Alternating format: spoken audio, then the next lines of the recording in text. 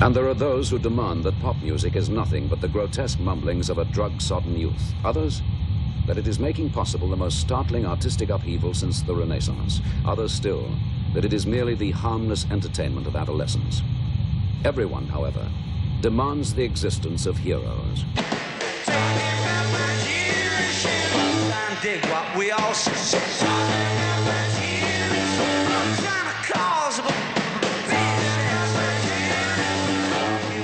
In 1964, The Who emerged from the clubs of West London to become one of the most influential and controversial acts of the 1960s. It was breaking the mold of what happened before. Everybody prior to that was kind of polite. The Who were not polite.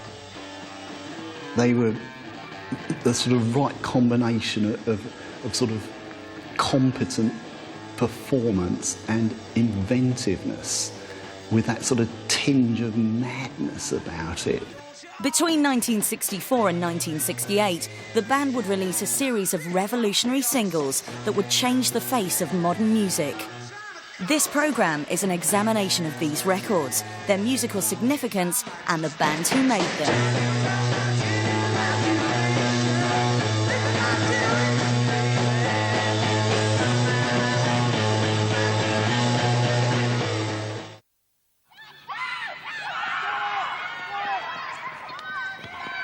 The Who formed in West London at Acton Grammar School, where John Entwistle, Pete Townsend and Roger Daltrey all attended. Coming together initially as the Detours, the group quickly formed around Pete on guitar, John on bass and Roger on vocals, with the slightly altered Doug Sandon behind the drum kit. Playing various small venues around Shepherd's Bush, the group began by covering popular American rhythm and blues acts. Well, The Who at the time were doing what a lot of bands were doing at the time, which was R&B covers. They were doing James Brown, Howlin' Wolf, you know, B.B. King, you know, Bo Diddley. You know, that's what the basis for, you know, thousands of groups was in the early 60s in Britain. You know, you make me want to shout, shiver, oh yeah, you gon' shout, shiver, oh yeah, you gon' shout, shiver, oh yeah, you gon' shout, shiver, oh baby, no, I walked up too far. There was more of a move towards the harder-edged electric R&B, and that may have come about through influence by bands like Alexis Corner's Blues Incorporated, who really were the first R&B band in the UK. Back to The Who, or the Detours as they were called then, they had this rather confused battery of images. There was all this like a melting pot, really, and a tremendous excitement of discovery.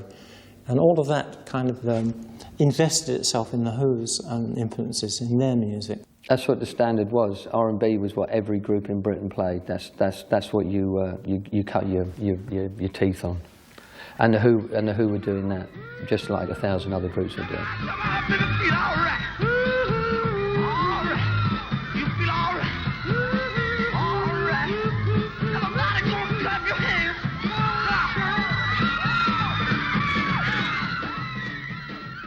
The next significant influence on the band's sound was to come in the form of an early manager, Pete Meaden. Meaden had long since been at the forefront of a growing youth movement that became known as mod. Well, Pete brought mod culture to the band. He brought this huge blanket and he draped it over them, and he immersed them in mod culture. He played them all the records that they should be listening to. He took them to Carnaby Street and to clothes shops to get dressed in a certain way. And he just immersed them in mod culture. He turned them into a mod band. I mean, the thing about The Who is they were a band who became mods, as opposed to someone like the Small Faces, who were mods who became a band. The Who were made into a mod band by Pete Meaden, obviously. I mean, they weren't a mod band as such. And he was quite, smart to spot that, really, and turn them into, give that crowd their own band, and he pushed that very hard. The one guy who really took to all this was Townsend. Townsend had come from art school, so he was really open to kind of any new artistic directions, new artistic ways. And also what happened was him and Richard Barnes, who was a very close friend of his, were sharing a flat, and the guy they were sharing the flat with had this huge record collection, had to get out of town for whatever reason, and suddenly they were left with this amazing record collection of blues and R&B. And so they just immersed themselves in that. So you had Meaden, you had this record collection, you had this developing mod culture, and so it was natural for the Who to kind of start, you know, positioning themselves as the voice of this subculture. Although the Who had found their place amongst youth culture, there were problems forming within the group itself. Friction had developed between Doug Sandon and the rest of the band. They needed a much more powerful drummer, somebody who could respond to the increasingly exciting lead guitar work and much more energetic vocals. Everybody else was putting a lot of power and energy into the band, but the drummer was actually 10 years older than the rest of them, and probably played adequately and well, but in a kind of routine style, and they needed that push. So I think after a row between Roger and Doug, the drummer quit, or was fired, and that left them needing, obviously they had gigs lined up, so they went through quite a few different drummers for a while. And one night they were playing somewhere, a gig in West London, and somebody showed up and said, "Oh, you should get my mate to try out. He's a much better drummer than the bloke you've got." My mate's name's Keith Moon. So Keith Moon showed up, leapt on stage and took over the drum kit and wrecked it, probably knocked it to hell, because Keith's mode of playing the drums was to play with full power and attack, rather like Gene Krupa, who was one of his early idols. I think everybody realised that they'd found the man for the Who. Trying to sum up Keith Moon's drumming in a couple of sentences is pretty much impossible. He was a mould breaker, a pioneer. There's really been nobody like him. The way he played drums was absolutely reflective of his personality. He was mischievous, lovable, off the wall, unhinged. With Keith installed behind the drum kit, Pete Meaden completed the band's mod image by changing the group's name to the High Numbers. Soon after, the band signed a one-single deal with Fontana. The record they were to release was the Meaden-penned I'm the Face. The single that Pete Meaden wrote for the Who, I'm the Face and Zoot Suit, he actually nicked from two R&B records, one by Slim Harpo, called Got Love If You Want It, and one by the Showmen. Again, another signal to the audience, you know, taking these records, changing them around a little bit, giving them lyrics, you know. I'm the Face. The Face was a mod term for the guy who was number one. He was the leader. The Face was the guy with the best clothes, the best ideas. Like most of the British groups of the early 60s, the Who were heavily influenced by American R&B music. Many of the soul bands at that time, and particularly Booker T and the MGs. They used simple three-chord arrangements. The difference for the British artists was the guitar was more up front. You can hear this actually in I'm the Face, when the Who was still called the High Numbers as their first single, where they used a simple R&B backing, but the guitar and the bass are propelling the song along, whereas in American artists would have used horns, or they would have used an organ, you know, to do the same thing. I'll show you that part just now.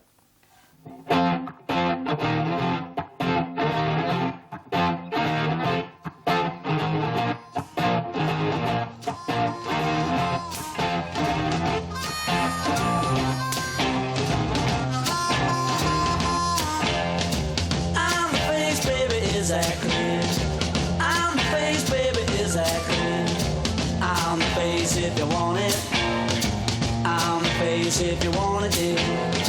All the others are third-class tickets by me, baby, is that clear? You can hear Roger Daltrey's voice very clearly and very... right from the start, he has a distinctive style, distinctive vocal style. You couldn't mistake him for anybody else. And I think Pete Townsend was in more of a jazz mode at that point. So his guitar solo isn't into power chords, it's much more linear, straight ahead kind of guitar playing. I think Pete himself was quite amused years later when he heard himself playing in that style.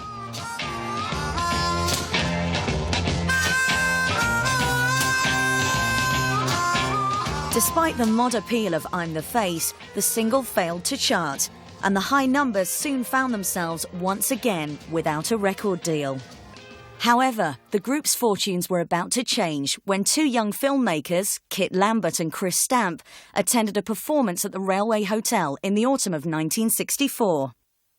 Kit, of course, was looking for a band to make a film about.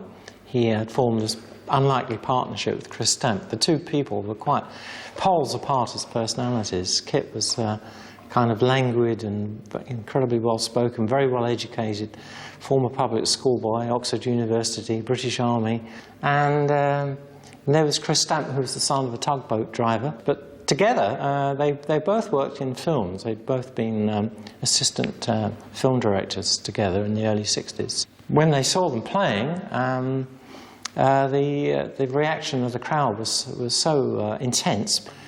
They realised that this was a group they not only wanted to make a film about, but they'd actually manage them and promote them and get them a record deal. Of course, there were several important first steps they had to take. One of them, unfortunately for Peter Meaden, was that it meant them taking over as managers.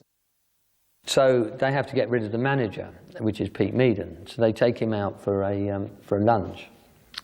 And they're ready to offer him up to $5,000 to take the band off his hands. And they sit down and they go, well, look, we'll give you 500 quid. And Meaden goes, all right then. And he takes 500 quid, thus saving them £4,500. Moving into offices in Ivor Court, Lambert and Stamp began to manage the group. One of their first decisions was to change their name back to The Who. During a gig in Soho, Pete accidentally damaged his guitar and thus inadvertently created one of The Who's trademarks. Apparently one night at the Mark he accidentally damaged his guitar through some flamboyant gesture, and he capitalised on it. You know, in for a penny, in for a pound. If you're going to sort of break a guitar, well, really break it. Don't just sort of knock off a machine head or break a string. And Keith Moon saw this going on and, decided to sort of support his colleague by sort of walking through his drum kit, and breaking it. And from then on, this kept happening.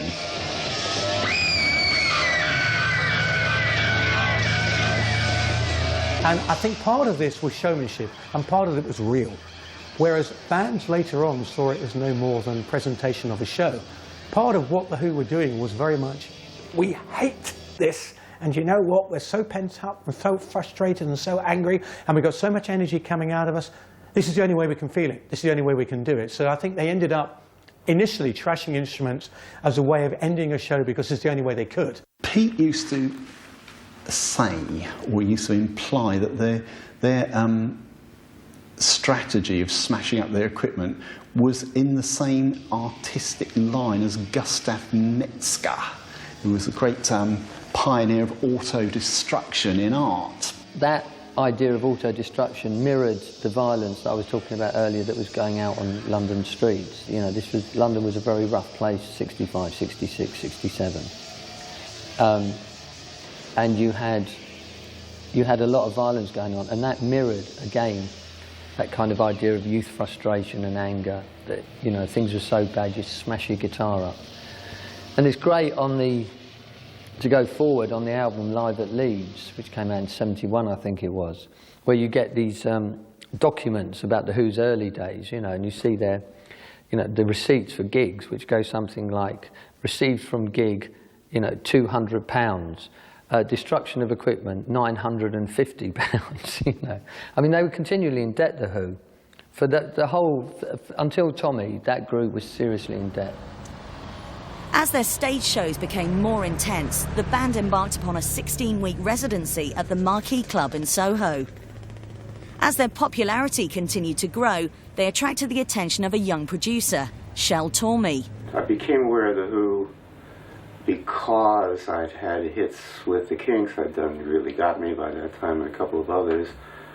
And I had a girl working for me part-time who was friendly with The Who management, and they asked her to ask me to come and see the band, specifically because I had done the Kinks and I thought I was the right guy to do The Who. So, in fact, I went and saw the band. They were playing at a church hall in a rehearsal room, and it took, I would guess, maybe about 30 to 45 seconds before I thought, this is a really great band. This is the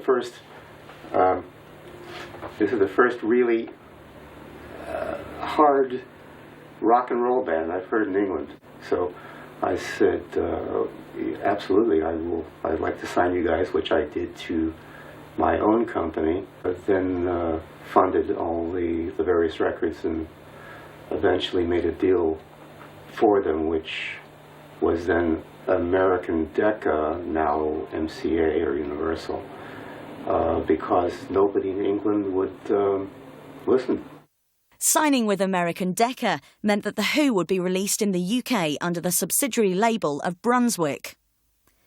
With the group finally signed, they went into Pye Studios in January 1965 to record what would become their first hit single, I Can't Explain.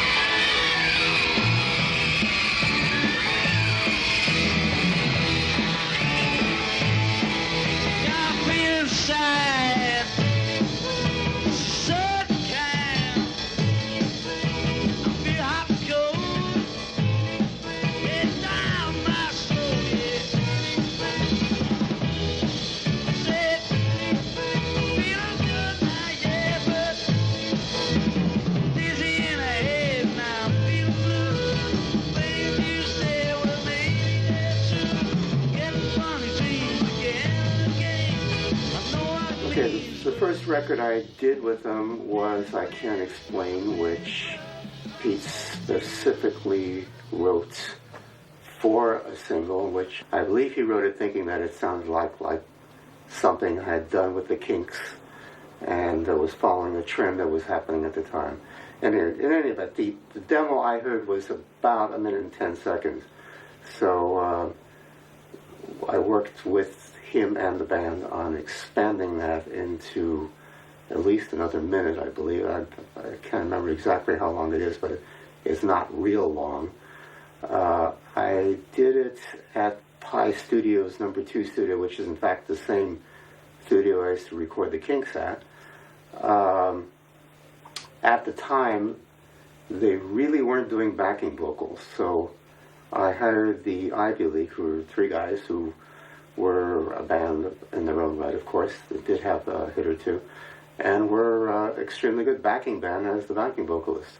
I also hired Jimmy Page as a backup, a rhythm guitarist. There was only really Pete playing guitar. So I had Jimmy there playing rhythm guitar, and that's really about it. It didn't take a whole lot of time to do the record. I think we probably nailed it in about 5 or 6 takes, I would think.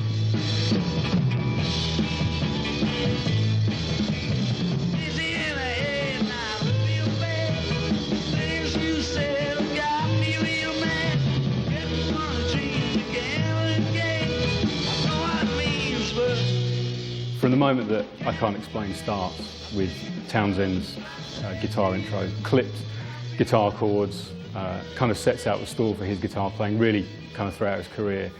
The consummate rhythm guitar player. It's a lovely sound, it's kind of aggressive without being overbearing, and then you kick into a track that's 2 minutes long.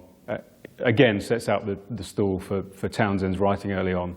It epitomises the kind of power pop that he was so good at. When I Can't Explain came out, their second release particularly, it was a Pete Townsend composition, and they felt comfortable with it. You can actually hear it now and you feel like, this is The Who. They're no longer the high numbers and no longer a band looking for a way forward. This is The Who. And part of the reason is because immediately Pete Townsend was identifying with a lot of what was going on at street level. It was about a kid who found it very difficult to talk about his love for a girl. I can't explain to you why I love you, which is particularly the basis of the whole song. So it's something that teenagers could actually identify with.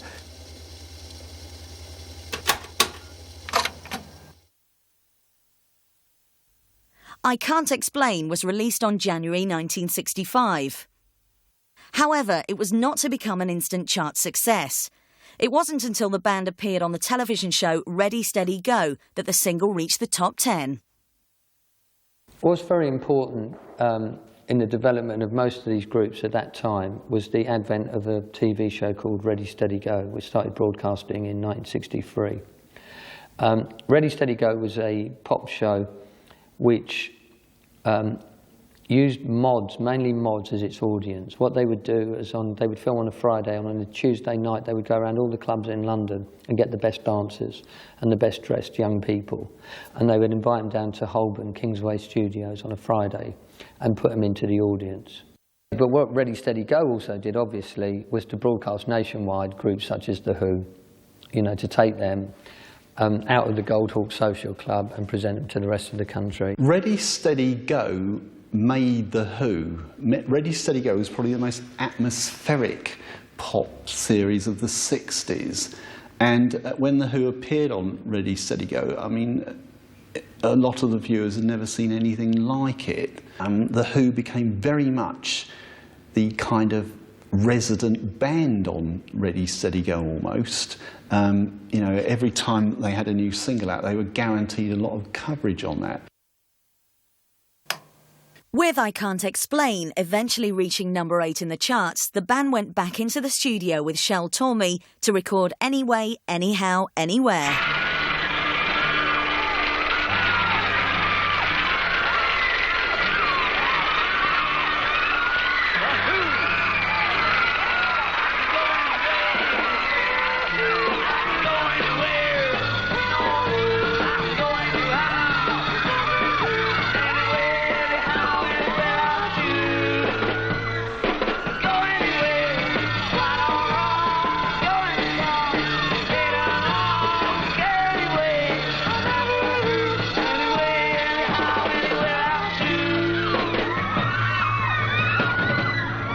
Anyway, Anyhow, Anytime, followed up from I Can't Explain, was very different. It was a far more confident, strident Who.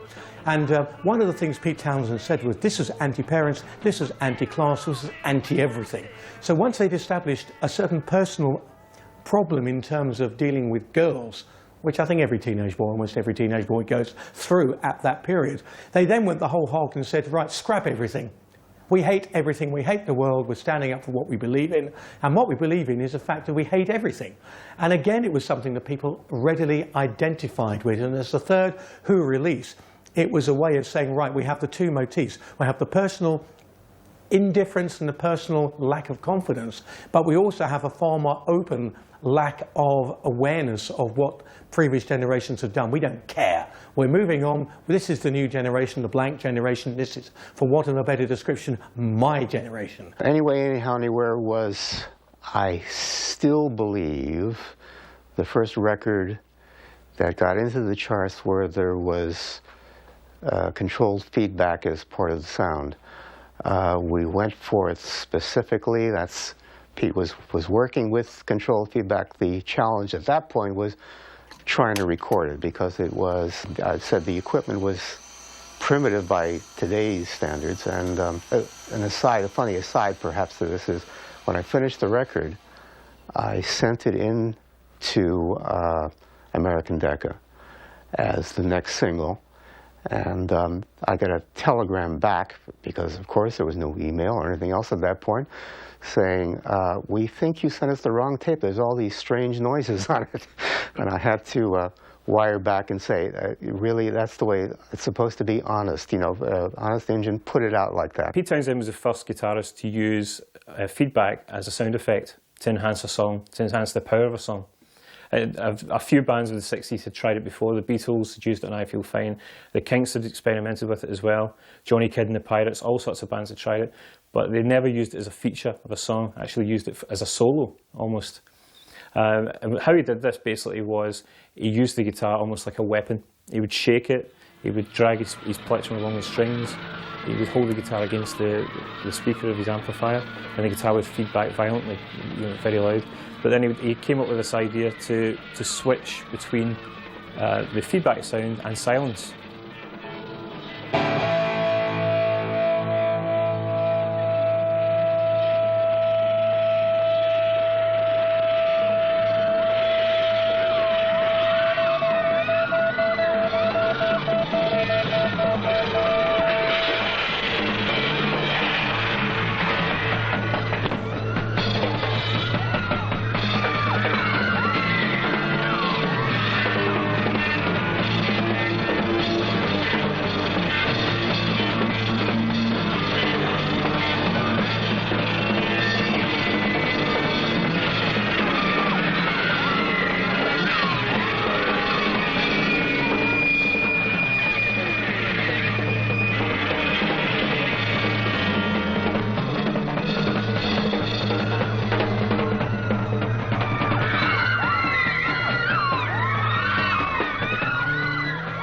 Anyway, Anyhow, Anywhere became another chart success, and as the group's popularity began to grow, they prepared for what would become their most successful single so far. However, relationships within the band were beginning to unravel. Despite all the best efforts of the management, and despite the fact they had a very innovative, original and exciting concept on their hands, there was trouble brewing. There was undercurrents within the band which kind of threatened its very existence. There was a fear that the Who might implode.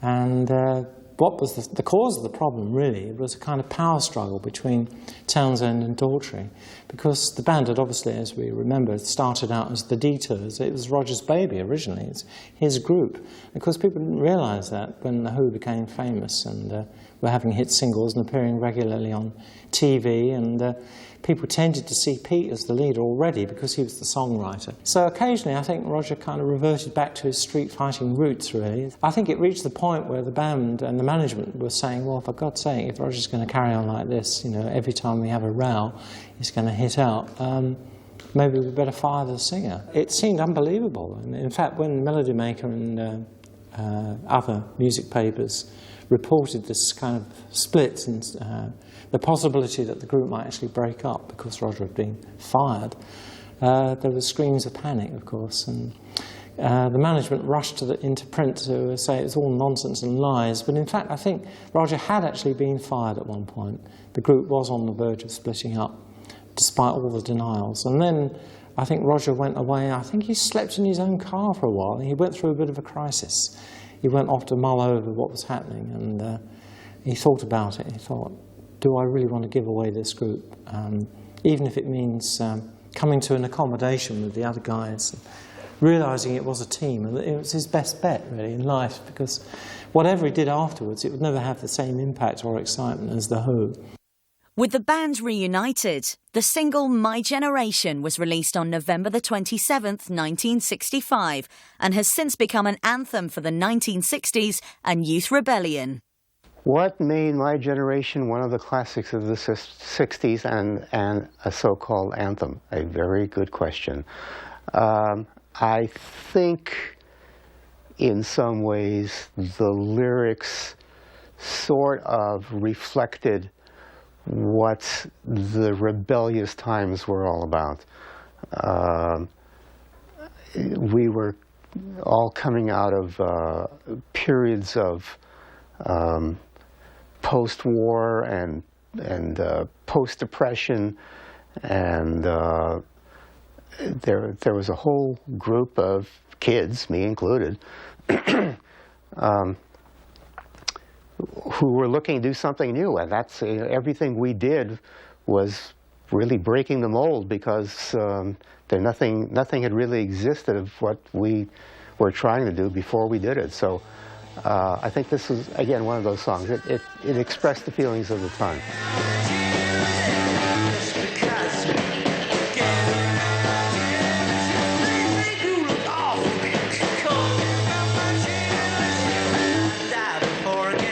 Roger Daltrey stutters on the words because that's his way of expressing the inarticulateness of youth. This is why he's stuttering, because he and there's also an idea that he's blocked, that he's on pills. So when you're on pills, you do tend to stutter, apparently so. One of the most interesting aspects of the tune, obviously, and the most high profile is Entwistle's bass solo, which again kind of sums up the essence of The Who, in as much as it's not rambling, it's not particularly egotistical and attention seeking. It does what it seeks to do. It punctuates the song.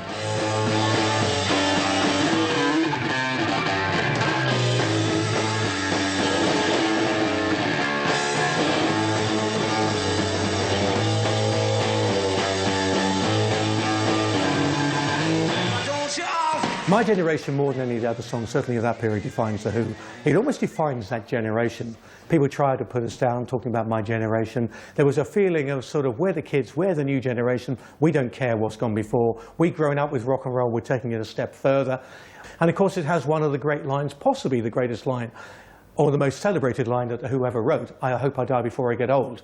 At the time, I think it was a great statement about the way a lot of kids felt, was I'm not going to be old. I want to actually be exactly who I am. I want to be excited by the world, and if I can't be, that's why I want to die. And I think there was a certain misinterpretation of what Daltrey was saying, or what Townsend was saying, which wasn't, I'm going to kill myself before I'm 30. It was, if I ever lose the useful exuberance, if I ever become bored and stale with life, I don't want to live.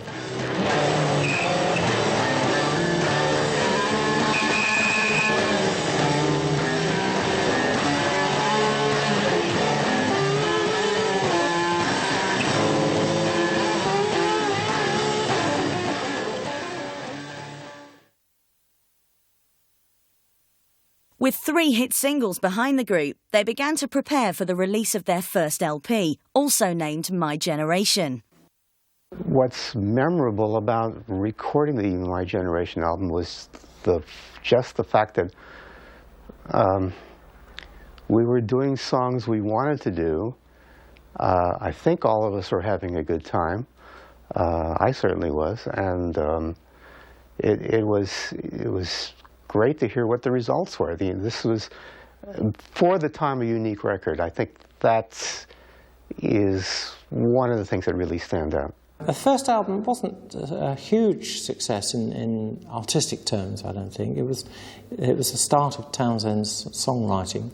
I think probably my favourite track on it personally was The Kids Are All Right. I think that was actually better than My Generation. The guy's dancing with my girl. That's fine. I know them all pretty well. But I know sometimes I must get out in the light. Better leave her behind with The Kids Are All Right. The Kids Are All Right. The Kids Are All Right is one of my favourite of the early singles. It's really upbeat, really optimistic, anthemic, kind of celebration of the culture that and the background that the Who were coming out of. The whole mod thing, which they weren't necessarily kind of completely in line with, but definitely kind of shaped their early experiences as a band. And it's just really an energetic kind of declaration of the love of being part of a gang, part of something that was going on, a movement. What The Kids Are All Right had was almost a surfing type of sound. It was very melodic and very anthemic and very simple in terms of its music. But also what Townsend was saying in the lyrics was, you know what, whatever other people think, you lot are okay because you're doing what you want to do, and don't let anybody tell you any differently, because everybody else in previous times has had the opportunity to do what they want to do. If they blew it, tough, their problem. Just carry on doing it the way you want to do it. And he did it in a very simple, straightforward song. It didn't last a long time, but the melody remains with you. And then you hear the lyrics on top of that. And it's a great anthem of the time. The kids are all right.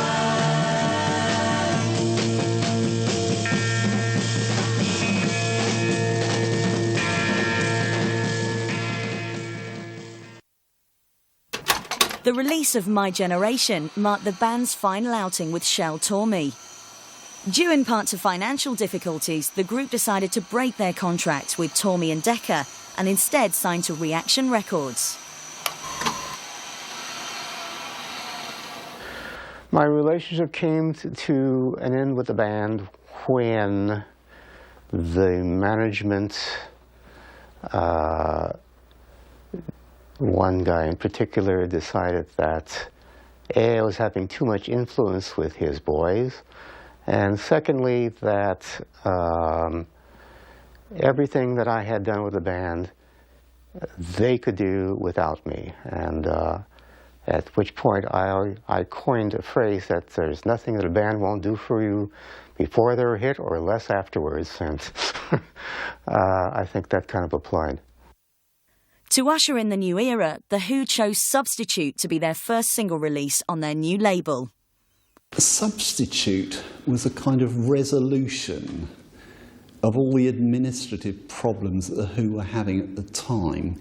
They decided to dismiss Shel Talmy and take on Kit Lambert, who sort of decided that he was going to, like Andrew Loog Oldham did with the Rolling Stones, that he was actually going to produce the Who's records himself. But finally, the situation sort of resolved itself with the first single, you know, under the new regime, Substitute, which was a considerable difference in style because it used acoustic guitars, a lot more subtle somehow.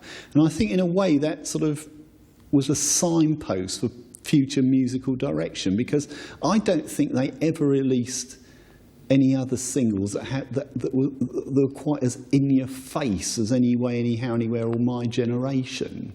Substitute obviously features one of the best loved, best known guitar intros ever recorded. And interestingly enough, it's on an acoustic guitar. You know, although Townsend's known for his kind of wild energy, particularly on stage with his windmilling right arm, it's an acoustic guitar that heralds the beginning of the song, and it couldn't be more powerful if it was recorded with a Rickenbacker or an SG that he used to use through a wall of Marshalls. It's an amazingly bold, powerful statement. On Substitute, Pete Townsend used a different technique. He could have basically played 3 chords like he did in the first singles, but he put a bit more compositional sense into it. Actually, what's interesting is later on in the 70s, the Sex Pistols covered it, and a lot of garage bands covered it, and they played it simplistically, which is just 3 chords, which I can show you.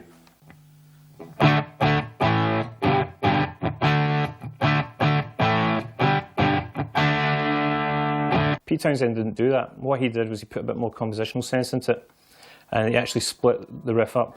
So he played.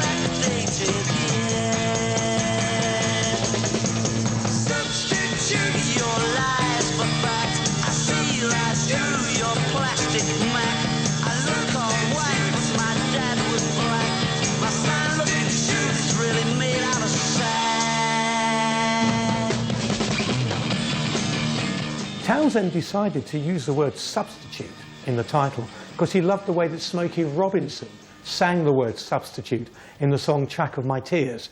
And the whole song itself was almost entirely based on 19th Nervous Breakdown by the Stones, which Townsend himself admitted. So all these elements were going on, plus the fact Shel Talmy was no longer involved with The Who, they'd split with him. Kit Lambert, one of their co-managers, along with Chris Stamp, was now their producer, for better or for worse. Strangely enough, it was a good choice because he oversaw a transitional period, and partly perhaps because he was more manager than producer. It allowed Pete Townsend to take more control in the studio, which Shel Talmy as a producer first probably didn't allow as much. But you can hear in Substitute the beginnings of something a little different.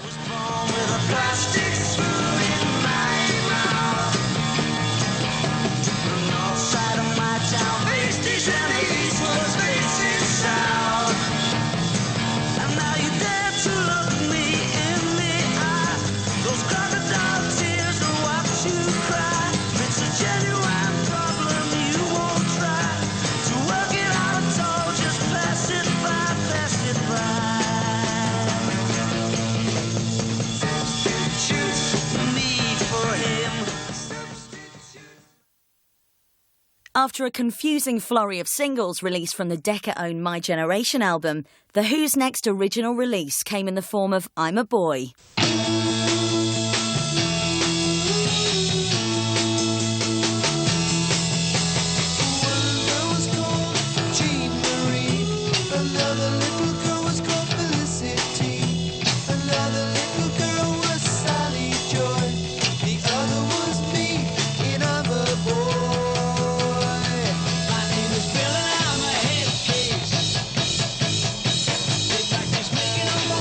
Face.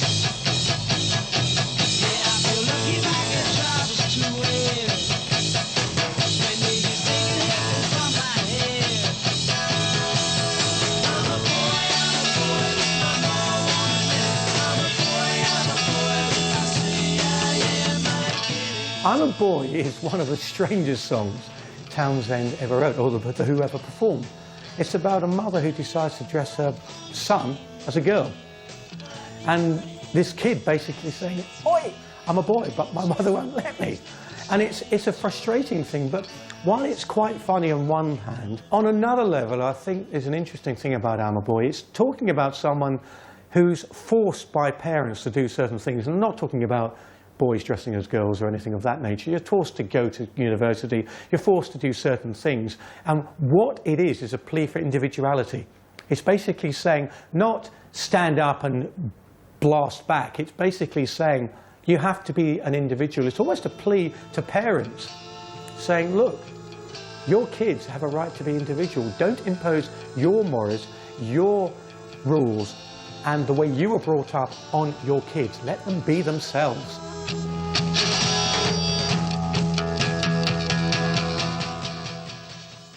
I'm a Boy equalled the success of My Generation, reaching number 2 in the charts and confirming The Who as one of Britain's most popular acts. This popularity was demonstrated when the group were asked to front a Ready, Steady, Go special dedicated entirely to them. In conjunction with the show, the band decided to release the soundtrack from the programme as an EP under the name Ready, Steady, Who. However, things were not to go according to plan. Although it was supposed to be the soundtrack of their famed television appearance, they'd been honoured with having a whole edition of Ready, Steady, Go devoted to the band, which is now lost apparently, so you can't actually see it, which is a great tragedy. But the idea was that they would have the soundtrack from their television appearance on an EP. The Ready, Steady, Who EP almost became an EP by mistake. It wasn't meant to be released in that fashion. In fact, it was put together for the Ready, Steady, Go programme, for which the Who were quite popular and very much locked up. It was an ITV equivalent to Top of the Pops, but a lot cooler in its own way. And because it didn't last as long as Top of the Pops, it never became uncool. However, it ended up being its own EP. Keith Moon comes to the surface here quite a lot. The Ready, Steady, Who EP was very much Keith Moon's baby because he took lead vocal on 2 numbers. And there was Bucket Tea, which was an album track by Jan and Dean, and also Barbara Ann, which was a single by the Regents that had just been revived by the Beach Boys. And it was reflective of Keith's liking for surf music. I mean, when I say liking, I think that's rather a misnomer, because he didn't just sort of like surf music. I mean, it became more than a hobby, you know, collecting surf records. It became almost a religion. And as I say, Keith took the lead vocals on these. I mean, he wasn't the world's greatest singer, but I mean, there's a lot you can do with reverb and echo and all that sort of thing. And when Bucket Tea was released as a single in Sweden, it went straight to number 1. Tea, tea, bucket tea, bucket tea. Bucket tea, tea, bucket tea, bucket tea. Bucket tea, tea, bucket tea, bucket tea. Found her in a barn in Tennessee. Paid $5 from a bucket tea. Took me 3 years of sweat and blood to clean off all of that Tennessee mud. My bucket tea, bucket tea, bucket tea, bucket tea. My bucket tea, bucket tea, bucket tea, bucket tea.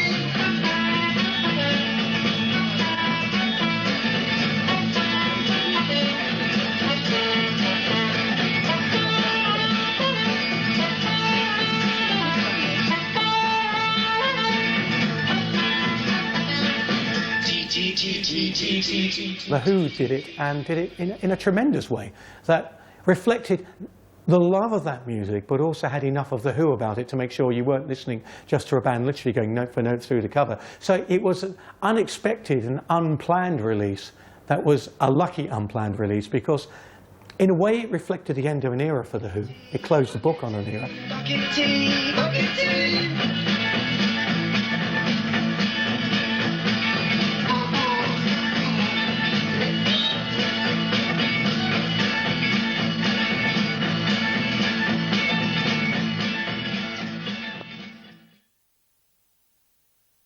As the new era opened, The Who began to concentrate on their second studio album, a quick one.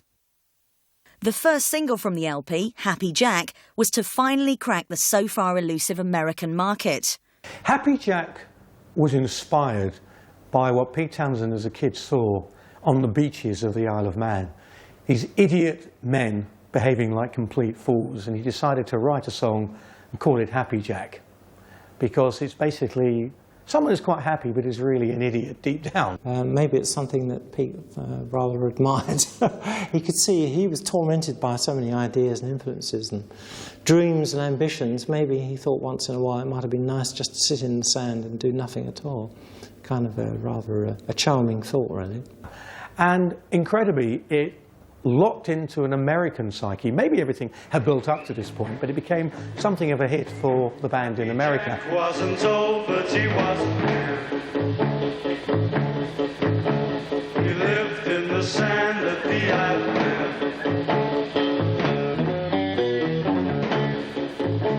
The kids always sing, so they rode on his head.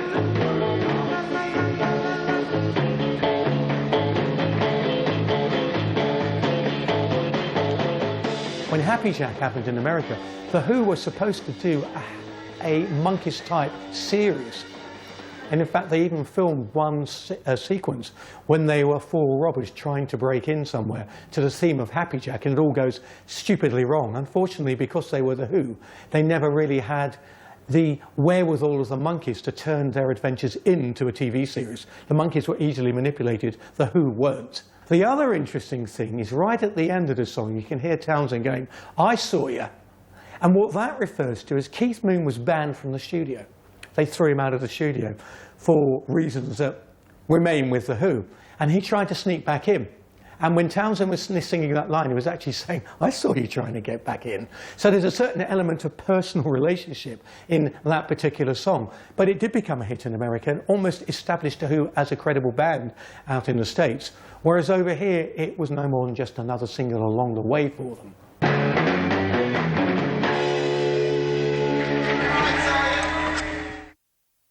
The success of Happy Jack was followed by the release of a quick one in December 1966. The last song on the album was to become a precursor for a future musical direction for the band. A Quick One was the band's second album. In many ways, it was the most satisfying of the early Who albums because it actually contained the seeds of what became later Tommy. They did their first rock opera with A Quick One While He's Away, which was most of the second half of the vinyl LP. Her man's been gone for nigh on a year. He was due home yesterday, but he ain't here. Her man's been gone for nigh on a year. He was due home yesterday, but he ain't here.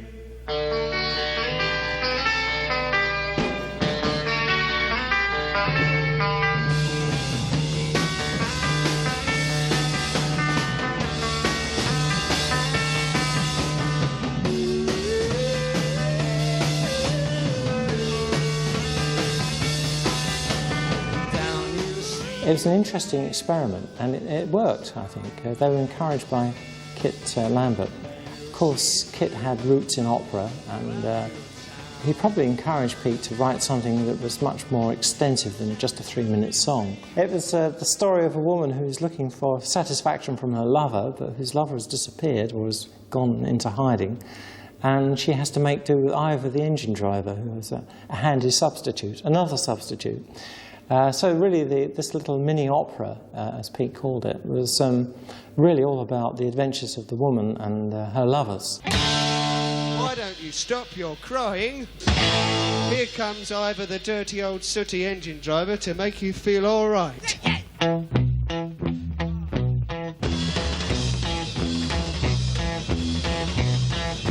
name is Ivor, I'm an engine driver.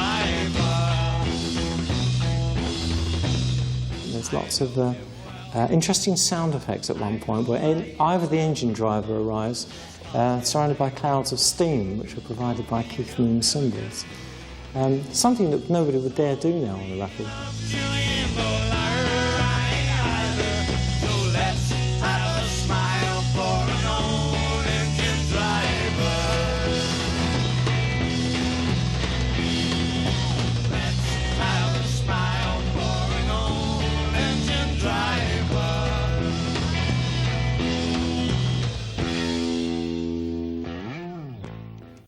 After the success of their second album, The Who once again changed record labels, this time to Lambert & Stamp's newly formed Track Records.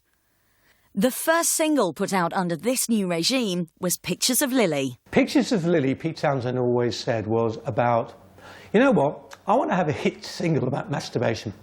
The song's about a dad who gives his kid dirty movies and dirty pictures, and about masturbation. And also, again, it's that parent-son relationship which comes in, which is a dad saying, look, I masturbated when I was your age, I know you want to, and you're probably doing it. Here's some stuff to help you along. Which, in a way, is a step further forward from I'm a Boy, which is about parents, or plea to parents to understand your kids. This was a dad understanding his kid. Pictures of Lily is again using that mod idea of infiltration, you know, without anybody realising what you were doing. There was a few bands doing that at the time. Small Faces with Here Comes the Nice, which was all about taking speed. And Pictures of Lily, which is about masturbation. And this kid up in his bedroom, you know, and this is where he retreats to. You know, the world outside's horrible, but this is where he can retreat to and look at Pictures of Lily.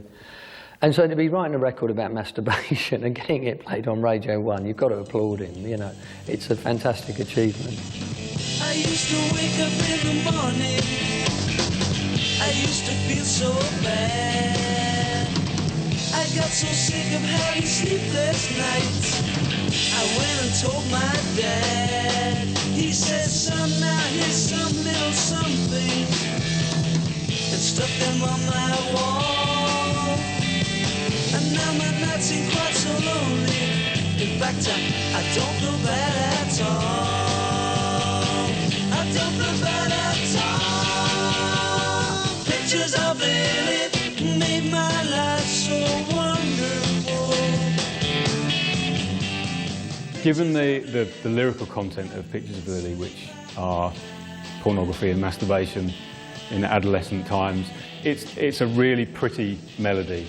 It's a great pop tune, and again, there's some fantastic playing on there. Mooney's drums, as always, are kind of a key feature of the tune. He pushes the whole thing along from the beginning. It's kind of a very soul-y, very kind of R&B kind of signature rhythm, which he draws on from time to time. And Pictures of Lily is a perfect example of him playing those beats. Lily, oh Lily, pictures of Lily.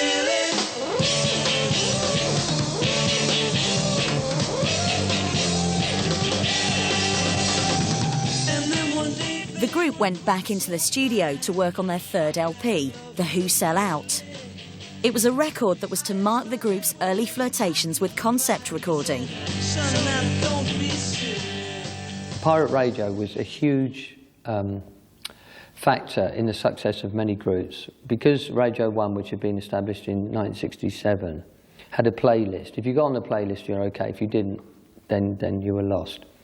And Radio Luxembourg and Radio Caroline were broadcasting the music that Radio 1 wouldn't play. So therefore, it was an essential tool. And when none other than Tony Benn banned pirate radio in this country, that tool was obviously lost. So Townsend was, you know, this was a big thing for many musicians.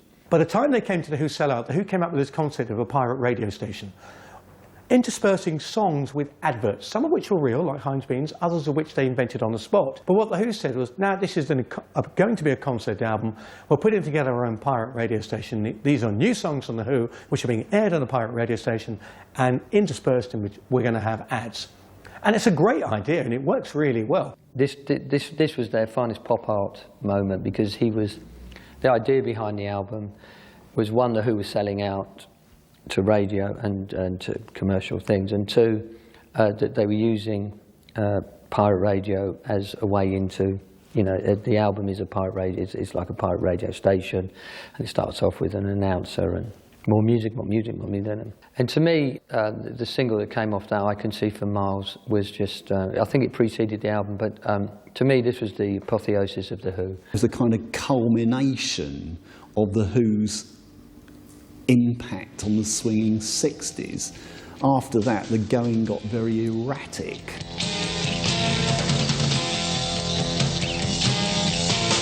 I know you deceived me, now here's a surprise. I know that you have, 'cause there's magic in my eyes. I can see for miles and miles and miles and miles and miles. Oh yeah. If you think that I don't know about the little tricks you play. After all these singles which deal with identity, anger, frustration, it's like they've emerged out of it all.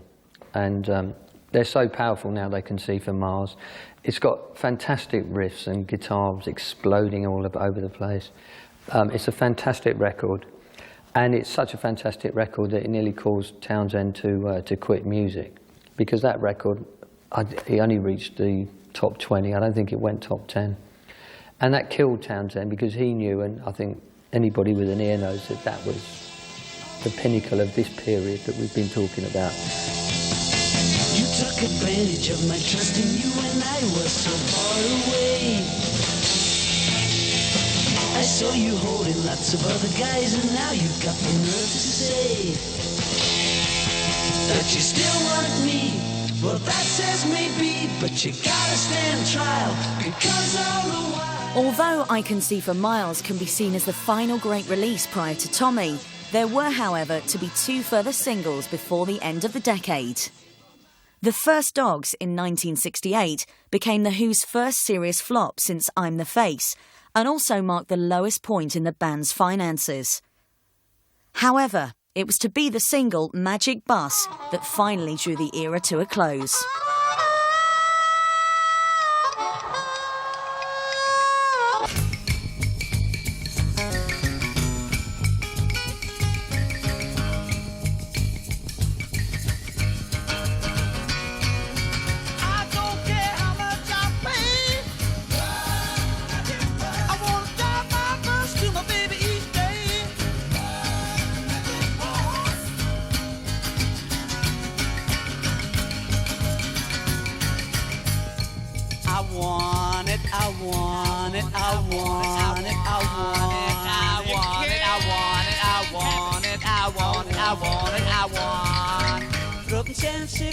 Every day, just to drive to my baby. Throw them 10 6 each day, 'cause I drive my baby every way. Well, Too Much Magic Bus was probably one of the most heavily promoted of the Who singles. I still have my Magic Bus, which they gave to all journalists, which was like a little dinky toy. Little metal toy, which I actually prefer to the single. It has to be said. I never was a great fan of Magic Bus. I know it was a great show number. It was a good, simple tune to play on gigs.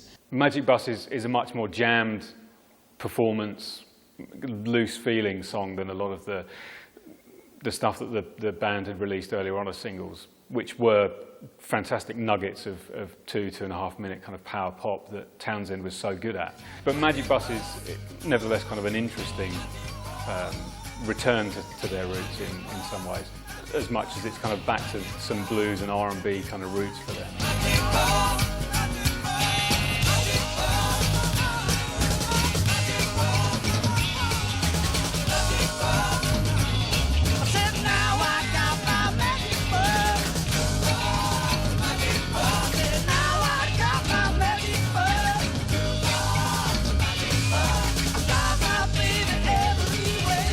As the 1960s came to a close, pop music began to change. The release of Sgt. Pepper's Lonely Hearts Club Band in 1967 had shifted musical emphasis onto the album. The result was to be the end of the singles bands.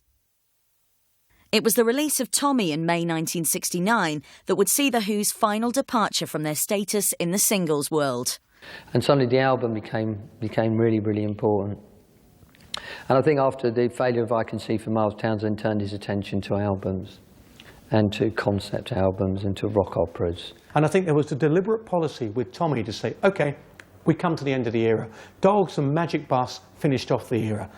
There was a certain sense with Dogs of frustration and boredom with the singles market. There's a certain sense of frustration on Magic Bus with the singles market. It was almost as if we're trying to get away from this. We're knocking these out. This is the end of an era. Enjoy it for what it is. You ain't going to hear anything like this again from The Who.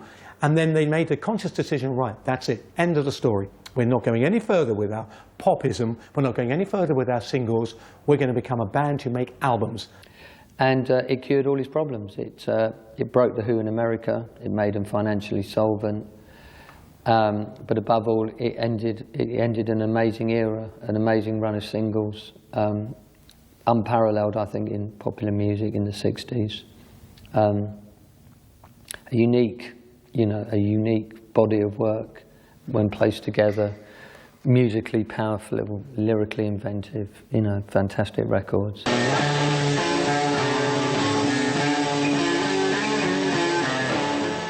Throughout the 1970s and 1980s, The Who would go on to have phenomenal success both at home and abroad. But it was in the 1960s, among their singles, that they truly revolutionised modern music. They were makers of extraordinary singles. Regardless of the content of albums, the singles will always be remembered. So I think personally that the Who's singles were some of the greatest and the most exciting of the whole of the 60s. Ones that you still want to play now and listen to. And I think you look back now and you realise what The Who did at the time. They were the third great cornerstone of British rock. Stones, the Beatles and The Who. Without those three, rock as we know it wouldn't exist today. And that's probably the great reason why they are such an amazing band, because their influence is such that without them we wouldn't have what we have today.